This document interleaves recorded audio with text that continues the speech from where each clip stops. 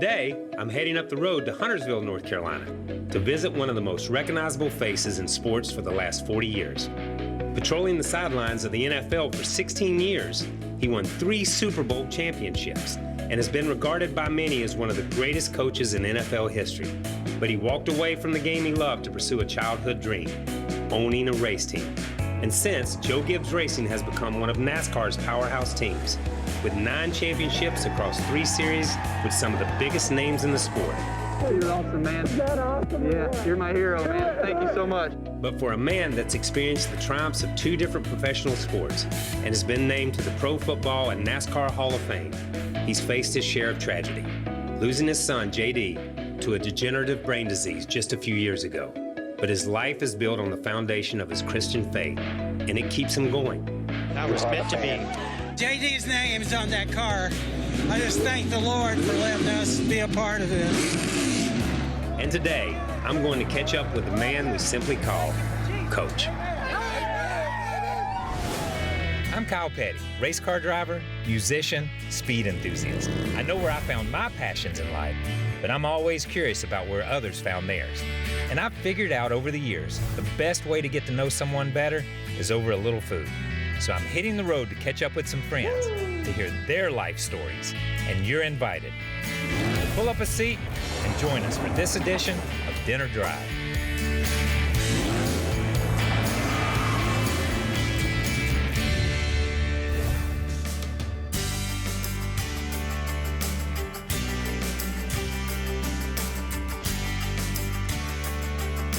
There you are. How about it? Listen, I didn't think you would be here. They told me you come every day, but I thought you'd be off playing golf somewhere, man. They told me I'm supposed to act like I'm happy to see you. Is that correct? Is that correct? That's exactly. That's the whole point of this show, is to make me look good. Listen, this place is huge. It's fantastic. I guess this is what winning all these championships do for you? Well, my thrill the first of every month is trying to find a way to pay for it. Listen, Okay, how do we pay for it? I grew up in that environment, too. I know how it is. Yeah. It's been a long time since I've been here. I want to go in and look around. Will you Let's give me a little show? Let's do it. Let's do go. it. All right, Okay. man. All right.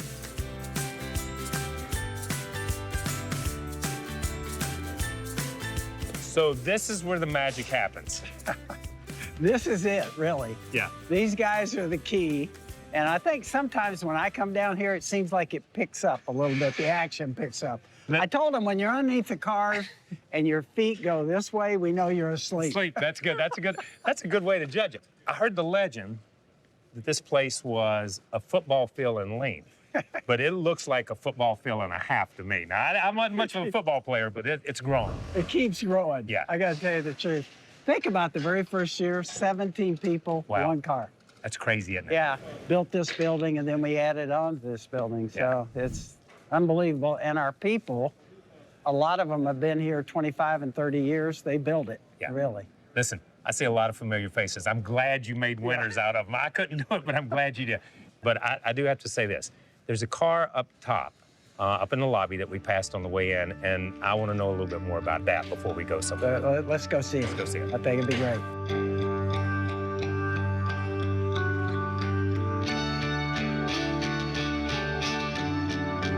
It's obvious this car's been in victory lane somewhere.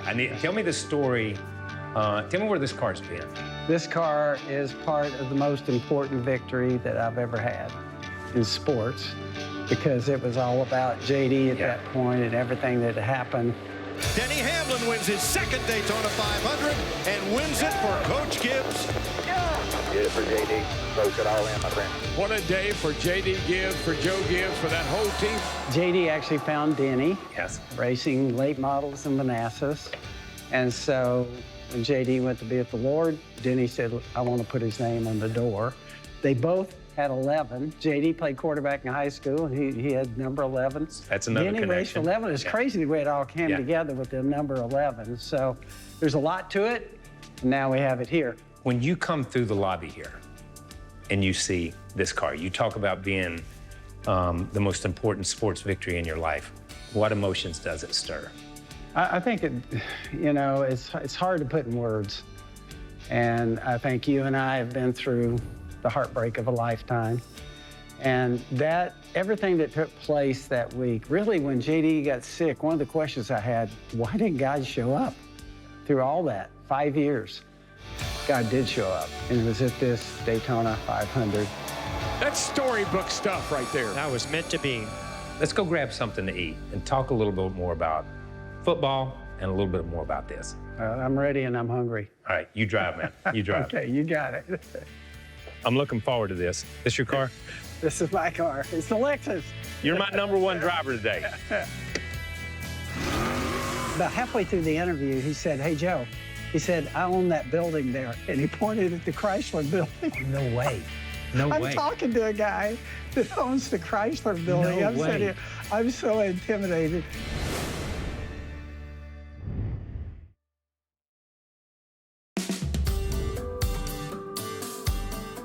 Obviously, you grew up in California, spent a little bit of time in Washington. I've heard, I don't know, but I know you spent a little bit of time up that way.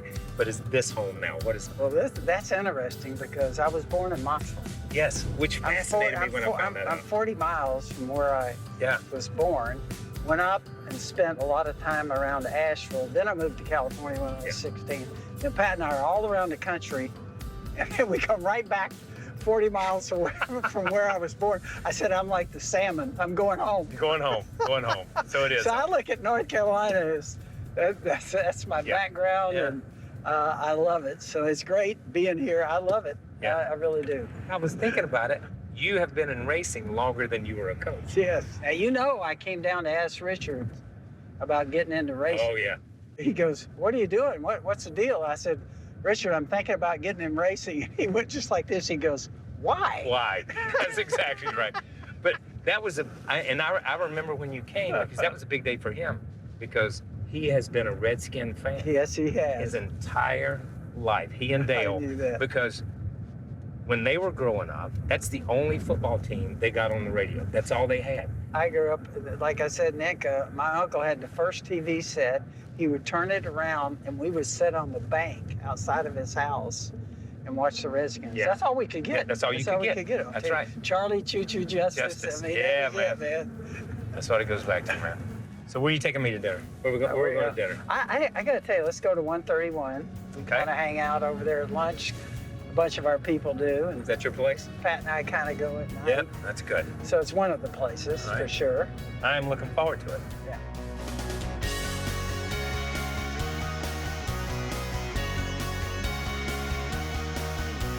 Is this the Joe Gibbs table? I mean, they've set us back here in a corner by ourselves. Is this? No, this is a Kyle Petty, and you're picking up the tab too. I just want you to know that. We've established that. I will get the tab on this. So I'm really excited about this, man. I have been really looking forward to this. So I'm just going to jump in. What was the early years of Joe Gibbs' life like? Yeah. What were those years like? Absolutely loved it. Had a ball. I had a great family life, and my dad was a deputy sheriff. My mama took care of the house and worked as a telephone operator, and it was a great life growing up. My big interest was sports. Yeah. It was football, basketball, and baseball. Now I wasn't a real good athlete. I tell everybody the only award I ever got in sports was most improved. But I loved it, and I was, that was kind of my life here in North Carolina. Yeah. Had nothing to do with cars. Yep. And so then when I got to be 16, my uncle had moved to California, got a great job. And so everybody started following him out to California. So when you moved to California, from what I read, you were a star quarterback here now. You went to junior college and transferred to San Diego State. San Diego right? State. It's pretty good. You had to be decent, man. Yeah. You had to be more than just most improved. I think decent is a good way of putting it. But, in those days, 4 of us went on to San Diego State. Okay. And, played under Don Coryell there, who had a big impact on me in football. And so I kind of became focused on football at that point. But when you graduated from college, from San Diego State, you became a coach there. Well, I was fortunate because when I finished playing football, I just went in and volunteered. I said, Coach, I work for nothing. Just, can I be a gopher? And he said, I think you need to start on defense with my defensive coach, John Madden. So it was you and Madden? Yeah. I started over with Madden. Yeah. Then we had a spring game, and I wouldn't give him the plays. He wanted the plays, and I wouldn't give him to it because I was playing the spring game, had all my buddies. He fired me after the game. And so, No way. yeah, I walk into Coryell the next day, and I said, Coach, I said, John fired me. And he goes, shoot, fella, why don't you come over and work with me on offense? So that's how I got the offense. So I laughed. I said, no, Madden fired me, and I went to offense. So that's No where way. I went. Yeah. And so when I had a chance to move back into pro ball with Don Coryell again at St. Louis, that was kind of a natural move for me and Pat. Yeah. And really, it was kind of, you don't have a plan in life. You're just kind of going. Yeah. So you applied for a few head coaching jobs. Didn't work out. But in 1980, you got a head coaching job. Yeah. That worked out pretty good. Yeah. So tell me about the call to be head coach for the Washington Redskins. That was one of the thrills that anybody could ever have. We had just lost a playoff game in San Diego with the Chargers, where I was. Bobby Beathard called me that night before I even got home, and he said, would you like to interview for the Washington Redskins job? I freaked out. I'd never been a head coach, you know what I mean? And Yeah. it was a crazy thing. We flew to New York, not Washington. Mr. Cook is in the hotel there, and I started interviewing with him, and he was so intimidating. About halfway through the interview, he said, hey, Joe, he said, I own that building there. And he pointed at the Chrysler building. No way. No I'm way. talking to a guy that owns the Chrysler building. No I'm sitting way. here. I'm so intimidated. I didn't sleep for 2 days. No way. I was so excited. And then it dawned on me, all those people are counting on me. We got to win. Yeah. And then I start out 0-5. So I was just looking for a different way home at night. were those sleepless nights when you started out 0-5? Amen. Amen. Yeah. Yes. Yeah, I You bet they talk were. about some pressure, Yeah. you know. And then we got it turned around. And we had great players there. I really appreciate our players. The people made it go. Yeah. If I pick the right players, they're going to make me look good. The front office, our fan base in Washington, none better. People talk about winning Super Bowls with 3 different quarterbacks. They left out, I had 3 great ones. Yeah. So- Yes, you did. Yeah, yeah, so anyway, it was just the greatest experience, I think. And because of that, you're driven because you don't want to let those people down. You want to win. I'm one of the luckiest guys in the world. God has blessed me with, most people never get to have one dream. Yeah. I've had 2. And that's where I want to go with this question is you were a California boy. Why NASCAR? Well, when both boys were growing up, they had everything with a motor on it. It was go-karts, jet skis, motorbikes. They grew up on all that. Yeah. And so when JD came out of school, he actually said to me, he and Coy, both of them said, hey, Dad, we'd love to do something in racing. And so I said, gosh, you know, that's a totally different world. And so I said, we got nothing. Yeah. But I said, we'll put a dream on a sheet of paper. We'll probably get to visit 3 or 4 sponsors and see if anybody's crazy enough to do this. Yeah. And I showed up on Norm Miller's doorstep. And I remember I walked in that meeting with them. They had all the executives there. And they said, now, who's your driver? And I said, we don't have one. He goes, where's your race shop? And I said, we don't have one. Yeah. And so I said, I said, Norm, this is a dream on a piece of paper. Yeah.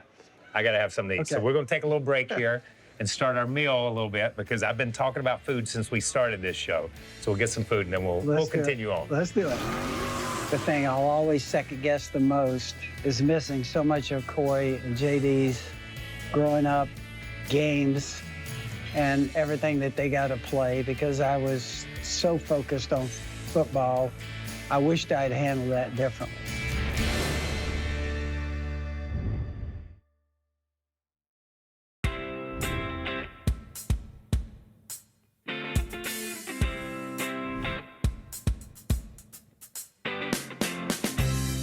I do like their salmon here. I'm ready. Here it is. Oh, look at Mr. Healthy there. Look at that. I did good. Yeah, you did. Oh, this looks incredible. Like this is what you cook at home for yourself too every night? No. What do you mean I wouldn't no? say that. I don't think. We don't get stuff like this. Do you cook but at home? We get, no, I'm not a cook. I can cook as long as it's like cereal. You know what I mean? I'm really good with it. I'm really good with a gallon jug of milk. All right, as good as the food is, I still got more questions, okay? So as a football coach, to be successful, you have to be focused, you have to be dedicated, you have to be driven. You've won Super Bowls, Cup championships, Xfinity championships. What have you sacrificed to say, I wish I'd have done this better? I wish I'd have been. I think that's a great question. And I think the thing I'll always second guess the most is missing so much of Coy and JD's growing up games and everything that they got to play, because I was so focused on football. I wished I'd handled that differently. The thing I second guess, I think, the most about my life is that. I mean, I think for me, the challenge has always been keeping the right priorities, God first, my family and the influence I'm having on others second, and then my occupation. Because at times, I get things, you know, I got the wrong priorities in the wrong order. So biggest things I second guess about the way I handle football. So I want to ask you about JD, and we have both walked that same path in the same shoes. Yes. It's a hard road. Going through everything you went through with JD, and ultimately JD's passing, how did that change you? Yeah. And how has it continued to change you? Because I don't think it'll ever stop changing me. No. We have suffered the greatest heartbreak, I think, in life. Yes. And I know with you and Adam, and when that happened, all of us, I felt you know, you're sitting back looking at that, but knowing the pain that you went through. And then to have everything happen with JD and to go through that with him, I don't think you can even put it in words. It's changed me, for sure. It changed all of us that are around him family-wise. When you have a loss like that you and I have experienced, I think it just gives me more of a feeling I really want to invest myself. Yeah. My ministry in the first book was Game Plan for Life. After he went to be with the Lord, I didn't have a game plan for loss. Yeah. I don't think nobody does. And so I just kind of embarked on going to visit pastors and studying what God's Word said. And the hope would be that it would help somebody maybe that's gone through what you and I have gone through. And there's a lot of people that have kind of, when you visit with people, you realize how many people have lost someone. Right. They You don't know it until you get out and people start bringing it to you.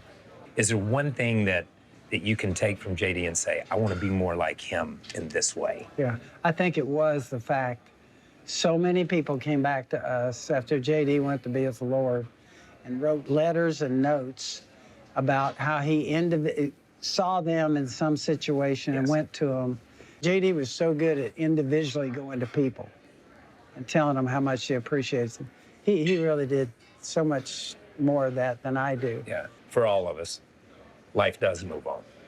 And you spoke about your grandkids. How much joy does that bring you to see them living their dreams and living their best life and doing that part? Yeah, I think one of the greatest things about grandkids, I mentioned some of the mistakes I felt like I made with JD and Coy. It's like having a second chance all over again. And so, you know, you love being with them and everything. I got depressed, here recently because my youngest now is 13. Yeah. And so I said, oh my gosh. And then it dawned on me, I could have a great grandkid. That's good. Always growing the team. Always growing the team. That's what it's all about. Yeah. So you said it. You've been able to live two dreams. You're in the NFL Hall of Fame and the NASCAR Hall of Fame. Maybe the only guy that ever achieves that. I can't think of anybody else crazy enough to even try that. Let me go there. Nobody else is nuts enough to do this. But when people remember Joe Gibbs, what do you want them to remember?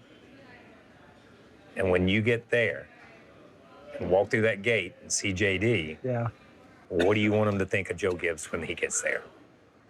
It's not, races and money and position. It's going to be the influence we've had on others. Yeah. So hopefully, I would hope that I have a godly influence on others. And then when I get to heaven, like I said, I'll probably get a big old hug from behind with JD. And the thought is, we go through some tough times down here on earth. We did with JD and with Adam. But up there is forever. Yeah. And it's glory forever. Yeah. And that's exciting for me. Yeah. Been a blessing for me, and Thank you, man. I appreciate you guys. Thank you. Thank you, man. Thanks for having me.